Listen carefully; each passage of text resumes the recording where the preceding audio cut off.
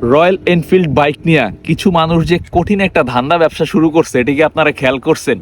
Royal Enfield company যদি জানতো যে তাদের বাইক নিয়ে পাবলিক প্রি বুকিং সেল কইরা এই পরিমাণ প্রফিট করে, তাহলে ভাই তারা জীবনেও এত কম দামে বাইক দিত না।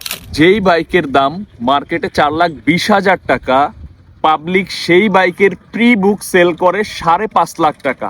আবার আর এক পাবলিক তো দেখলাম সেই বাইক অনলাইনে সেল করতেছে 7 লাখ টাকা।